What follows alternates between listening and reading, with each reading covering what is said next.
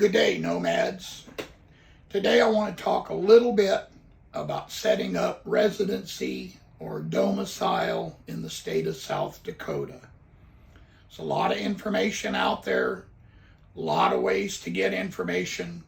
There is some things that I did not find out about during my research. I found out about them after I got here.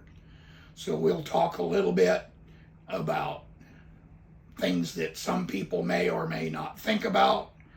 We'll talk about the things that we discovered after we got here. First thing I want to talk about is travel costs. You got to get here. Whatever kind of equipment you've got, motorhome, travel trailer, fifth wheel, whatever you've got, you need to get here. Some people fly. Most people just bring all of their equipment because you need to spend at least one night. So travel costs, you got to stay at an RV park. You can boondock some nights. Fuel costs, all of those things are part of what it costs you to set up your new residency in the state of South Dakota. Next thing I want to talk about is insurance.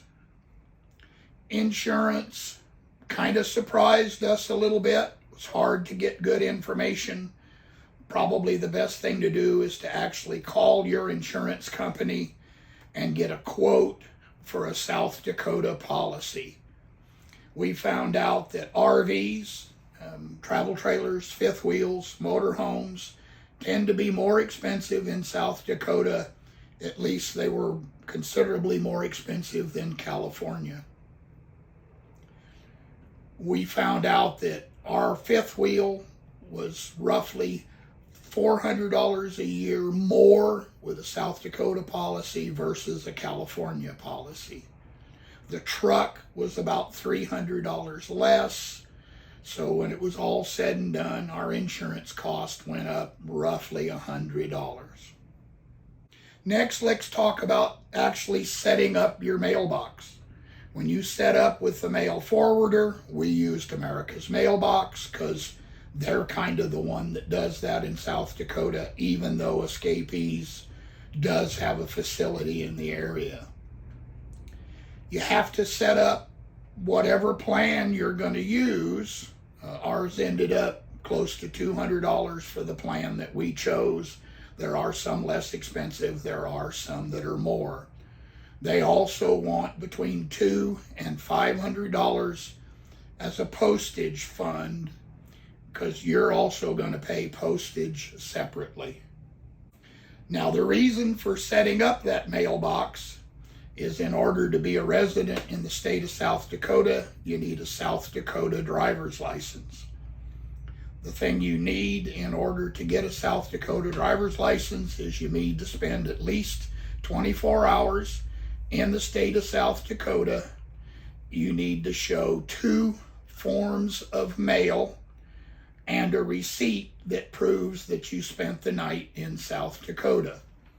Because we used America's Mailbox, America's Mailbox will provide you a receipt with both you and your spouse's name on the receipt because you both need to prove you stayed here for 24 hours. The second piece of mail was our receipt for signing up for a mail forwarding service.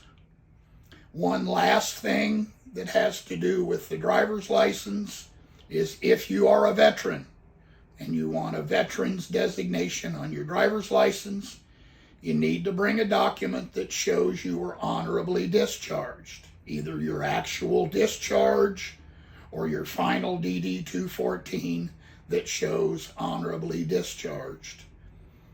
In order to get veterans' license plates from the vehicle registration folks, your driver's license needs to show that you are a veteran. Last thing, we'll talk about the cost of registration.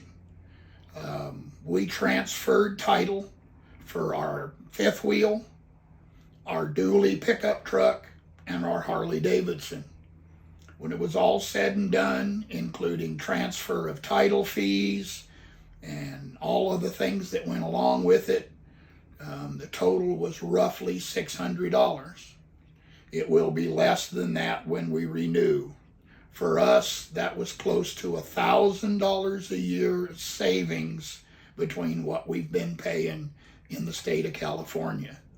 The other thing that goes away is California requires a smog check.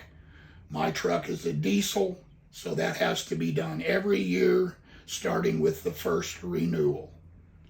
Hopefully there's some information in here that you did not have or you did not think about, and this helps you with your process of changing to South Dakota. Thank you for your time.